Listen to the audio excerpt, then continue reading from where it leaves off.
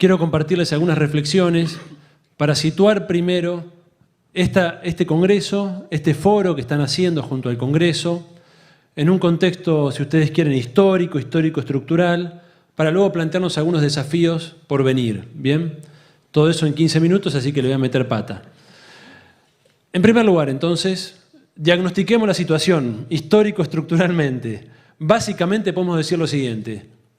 Hasta hace 200 años éramos presos del yugo imperial en el sentido militar, político-militar. Bien, como todos saben, la gesta patriótica de la independencia nos liberó, bien, de la dominación militar extranjera en nuestras tierras. Desde entonces entramos en una larga etapa neocolonial, en la cual todavía nos encontramos, en la cual el poder duro va a ser reemplazado por el poder blando. ¿Qué es esto? Esencialmente dominación intelectual, que luego se acompaña de dominación financiera, tecnológica, cultural, diplomática, un conjunto, un paquete de relaciones de dominación, pero que tienen en su base la dominación intelectual. Sin esa dominación intelectual las otras no funcionan. Por supuesto, y no soy ingenuo, siempre está el poder duro como última instancia, por supuesto.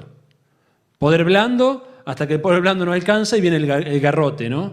Golpes de Estado, invasiones, sabotajes, boicot, ya sabemos esa historia. Pero el escenario primordial en el que se desenvuelve el neocolonialismo no es el militar estrictamente hablando, es el plano intangible de las ideas y los valores. En ese plano se desenvuelve la dominación cultural e intelectual. Y contra ella nos rebelamos con este Congreso. Por supuesto, somos hijos de una historia que no empieza ni ayer, ni hace 10, ni hace 20, ni hace 50 años. Empieza por lo menos hace 200, por lo menos. Sin embargo, en esa historia de larga duración, este evento constituye un hito. Constituye un hito. Recuerdo hace unos días me llamó una radio y me decía, qué buena oportunidad este Congreso ahora. Y le digo, mirá, la verdad, hacía falta hace 200 años este Congreso. Y en cualquier año de los últimos 200 hubiera sido una gran oportunidad. Porque la dominación intelectual ha sido la constante, la colonización pedagógica de la cual nos alertaba Jauretche. Entonces, en verdad, hemos tenido enfrente una constante, hemos tenido Quijotes que han luchado contra esa constante de la dominación intelectual. Bien. Es hora de darle un nuevo vuelco a esa lucha. ¿Bien? Y dejar de ser de alguna manera Quijotes y empezar a articularnos con un programa sistemático para la batalla de ideas. De eso se trata este Congreso, de eso se trata el Foro del Pensamiento Nacional Latinoamericano. Reunir la diversidad, la heterogeneidad de corrientes del pensamiento nacional latinoamericano. Ahí afuera lo charlaba con un compañero y decía, escuchaba los comentarios de las mesas y decía, este me gustó más, este me gustó menos. Tiene que ver con esa diversidad. Tiene que ver con esa diversidad. Porque acá estamos todos, muchachos y muchachas. Lo que hay en Argentina, por lo menos en pensamiento nacional, no todo, por supuesto, pero un 90% está acá. Está acá. Entonces era hora de que nos juntemos y discutamos entre nosotros y seamos capaces de enriquecer esas perspectivas para dotarnos de más fuerza para la batalla de ideas que, discúlpenme, estamos perdiendo.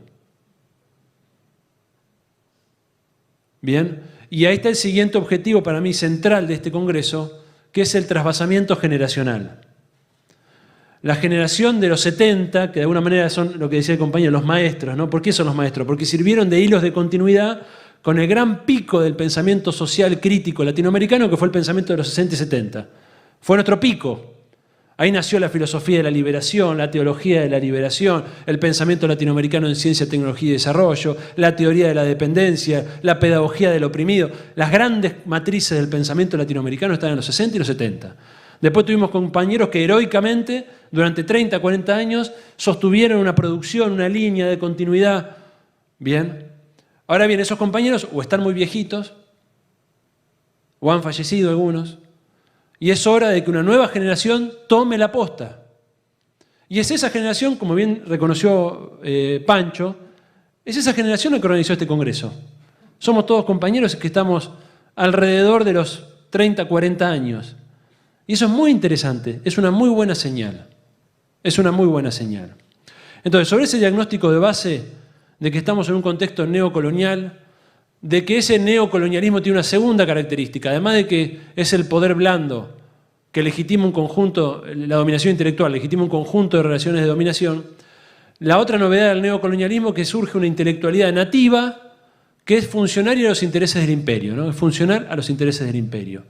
Una capa de mediadores locales. Esto no existía en el colonialismo clásico, militar, no le hacía falta.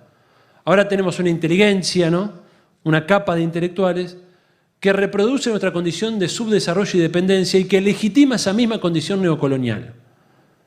Y contra ella batallamos. No estoy hablando exclusivamente de intelectuales en sentido académico, ¿eh? Incluyo acá artistas, periodistas, educadores, intelectuales, por supuesto, investigadores, que en su conjunto conforman la capa intelectual neocolonial, el aparato cultural neocolonial de nuestra sociedad. Contra ella batallamos, hay que ponerle nombre y apellido, porque es una batalla de ideas. No estamos en discusiones abstractas. Tenemos un contrincante, un antagonista, que expresa otro proyecto de país, otro proyecto de sociedad, completamente distinto al nuestro. Algunas características básicas de este discurso neocolonial esgrimido por este aparato cultural. Y de ahí se van a desprender algunos desafíos.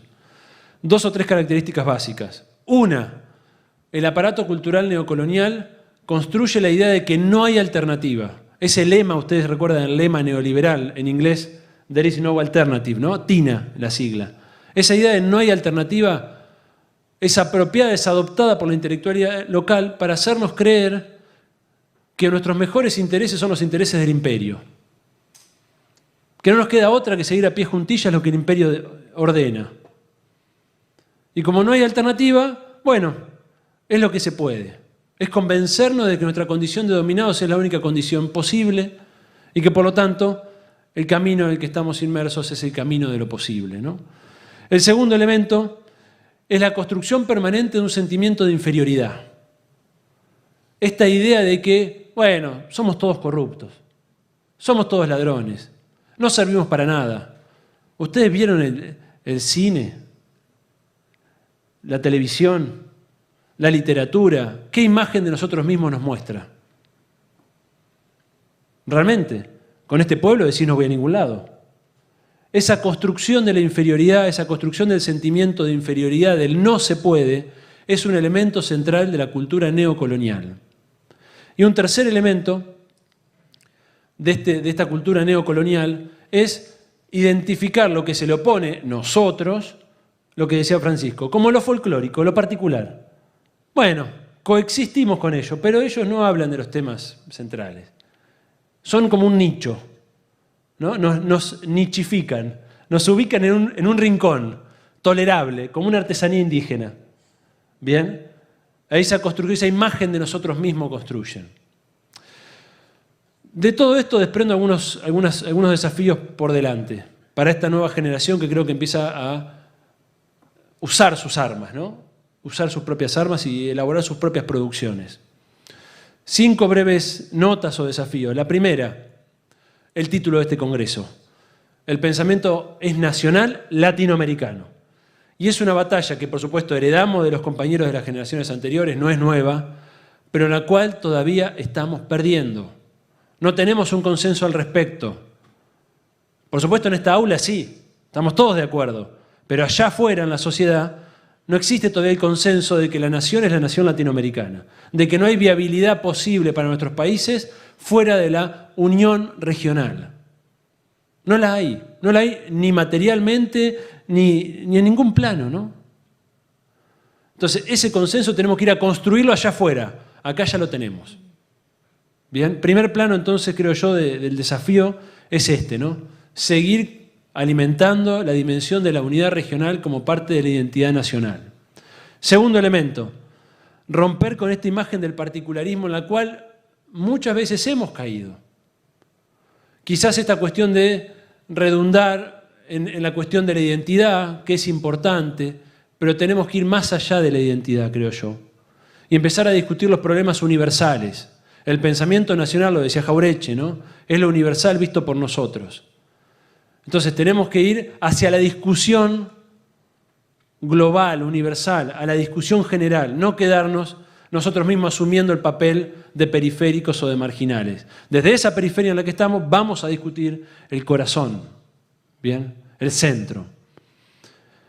Ya lo decía también Martí, ¿no? Esa frase tan bonita. Injértese a nuestras repúblicas el mundo, pero el mundo ha de ser de nuestra. ¿No? Pero el tronco ha de ser de nuestras repúblicas. Bien. Tercer elemento. Creo que hay que salir de cierto lugar de comodidad. Que fue necesario quizá en algún momento cierta liturgia, cierta repetición de algunos tópicos del pensamiento nacional, creo que fue necesario en una etapa de resistencia, pero que si queremos pasar a la ofensiva en esta discusión, tenemos que ir más allá de los clásicos. ¿Por qué? Porque los clásicos fueron clásicos porque pensaron los problemas de su tiempo. Y nosotros tenemos el desafío de pensar los problemas de nuestro tiempo. Y eso va a implicar necesariamente abrirnos a la discusión con la teoría contemporánea. ¿Qué está pasando en la tecnología? ¿Qué está pasando en la geopolítica? ¿Cómo se entiende la economía? Por supuesto, nadie está diciendo acá renunciar a los clásicos. Los clásicos son las raíces de las cuales nos nutrimos y que nos evitan que las modas intelectuales nos arrastren. Que es el gran peligro, ¿no? Es el gran peligro. Desde esas raíces, desde la seguridad de nosotros mismos y de lo que somos y de lo que significamos y de lo que podemos ser, tenemos que nutrirnos de la teoría contemporánea, de lo que nos sirva, discutir lo que no nos sirva, bien, en la clave de lo que dije anteriormente, para ir a interpretar los acontecimientos del presente. Cuarto elemento. Para discutir aquel sentimiento de inferioridad, tenemos que proponernos la tarea de construir una imagen positiva de nosotros mismos. Ningún pueblo que se sienta derrotado es capaz de vencer. La construcción de una imagen positiva es fundamental. Es fundamental. Estoy cansado de ver películas que nos muestran lo miserable que somos, que nos matamos todos contra todos. Y luego veo el cine norteamericano y son todos héroes, que están salvando a la humanidad. Entonces, evidentemente hay algún problema, que alguna inversión ideológica está habiendo. Ellos, que son los malos de la película, resultan ser los buenos, nosotros que somos los perjudicados, resultamos ser los malos. Hay una inversión que hacer ahí. Entonces tenemos que trabajar, y esto lo podemos aprender de las potencias centrales tienen una producción cultural muy fuerte destinada a construir una imagen de sí mismos. Esto lo pueden ver en la cultura norteamericana, pero también en la rusa, en la china, en los alemanes. Hay una política muy clara cultural en ese sentido. Entonces tenemos que fortalecer esa imagen positiva, ¿bien? Ampliar el amor propio como sociedad, como pueblo. Y esa es tarea que la va a hacer el pensamiento nacional. En este sentido amplio que incluye arte, que incluye periodismo, que incluye educación. ¿Bien? Ojo cuando un compañero empieza a reproducir este mantra de que somos un desastre. Ojo. Porque a veces nosotros mismos caemos en eso, ¿no?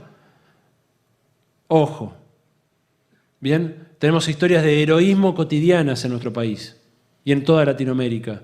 Heroísmo en todas las clases sociales, desde el pobre que sostiene en condiciones de exclusión un comedor o que resiste la ampliación del narcotráfico, hasta un intelectual que batalla en su universidad por instalar una perspectiva de pensamiento. Somos héroes, compañeros. Hay que adoptar esa mirada. Y el quinto elemento, creo que el pensamiento nacional latinoamericano tiene que recuperar una dimensión profética. ¿Qué significa esto?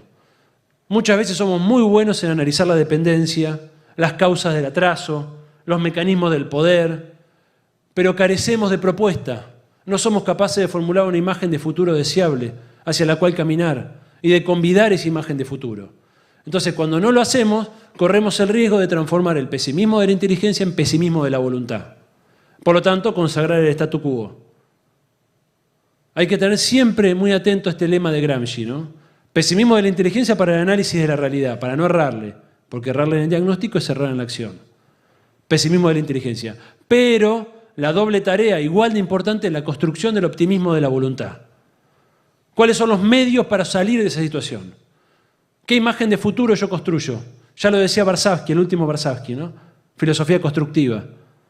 ¿Qué imagen de futuro construyo y qué medios me doy para alcanzarlo? Medios organizativos, no solo teóricos, políticos, organizativos. Y cómo colaboramos también desde el pensamiento nacional en los procesos organizativos necesarios para salir de esa condición de atraso, dependencia y su desarrollo. Bien, construir la dimensión profética, recuperarla, porque el pensamiento nacional la ha tenido. Y creo que hemos quedado de alguna manera un poco encorsetados en el academicismo que tiñe el pensamiento de esta época.